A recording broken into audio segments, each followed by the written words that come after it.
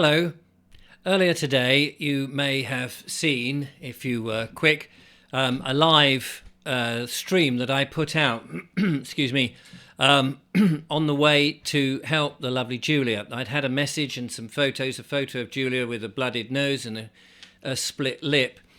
And it seems that some High Court bailiffs had turned up at her house. I didn't know the full details because clearly Julia was dealing with the situation. I live about 3 miles from Julia. She still lives with her ex. They live in the same house because of the children, and I don't have room for her here, and he has yet to find somewhere else to live. And it's it's one of those sort of strange situations that many people are in. Anyway, the point being is that both her ex and Julia live in this property, and as far as I knew, there was some bailiffs turned up at her door and that she needed some help. And of course, I rallied round a few troops, and I put the message out on the YouTube just in case there was somebody local who could come and help, because I wasn't there. It's all sorted itself out now, as these things do. I'm going to get Julia to come on and sit on the show and talk us through. I took my GoPro and I filmed some footage. I'll show you a tiny little snippet here just to whet your appetite, actually, and we'll explain exactly what happened. I'll get Julia to do it in her own words, and you can see what goes on. The point of doing this, the point of showing this to other people, is to show how vulnerable people can be, especially when you're the target of these, and how important it is to have friends and people who have a little bit, even a smaller bit, of knowledge, lawful knowledge, about what the bailiffs can and can't do, and the police, who invariably turn up and seem to get involved on the bailiff's side to help, aid and abet them, which they're not supposed to do if it's a civil matter. And this was a civil matter, and yet the police were acting, in my opinion, completely unlawfully. I'll just show you a little snippet from the video that I took. None of it's edited or put together. I don't want to show you the whole thing because it's quite long and it would be boring. We'll pick out the highlights and we'll talk about it. But this is about 10-20 minutes or so after they had originally arrived, and by the time I and a couple of other people could get there, this is what we found. Can you just, we're here, I want to know who you are and why you're here. Can you just wait one sec? No, sorry. No, listen. No, you have no jurisdiction No, here. we do. We're trying to do our job.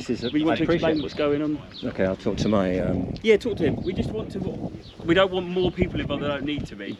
So if you come up here, just explain who you are and what you want to do, and I might say, no worries. But don't just jump may to I the ask you a pin. question? Yeah, but you might not get an answer. But you I can appreciate ask as many that. questions as you want. Are you acting as a constable today? As a police constable? It's a strange question. It is a strange question. Cool. And are you acting on your oath? That's what this lady said when I first got there. Yeah. What's that about?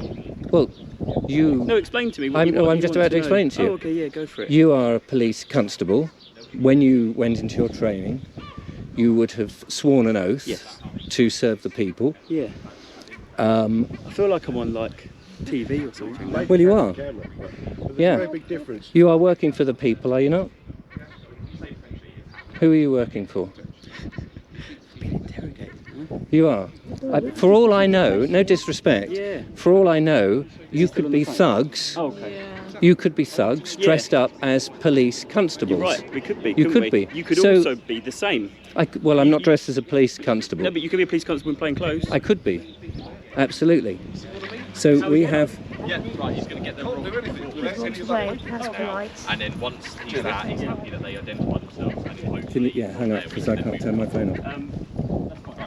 You send it to that, please. Thank you. I'll need a phone number. I haven't got an email address. It needs to be sent. Can you not send it to... These two gentlemen wouldn't tell me who they were. Do we know what company they work for? What was the company you work for?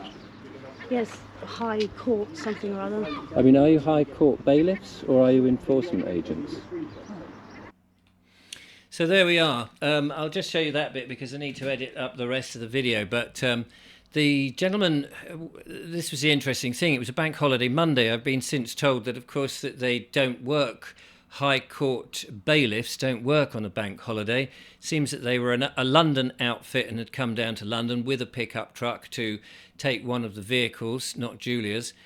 They put a clamp on both vehicles. Julia tried to intervene because they were unlawfully putting a clamp on her vehicle, and as a result of that she ended up with a bloodied nose and a split lip.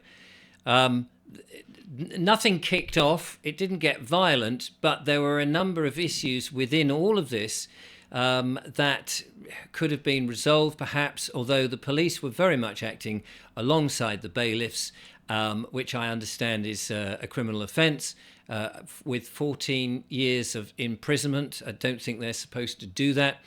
And the bailiffs are supposed to have had lanyards or at least some identification. They refused to show anything. Now, I didn't expect them necessarily to show them to me as a third party there, as a witness, but they should have disclosed who they were, both to Julia or indeed her ex, who were living in the property.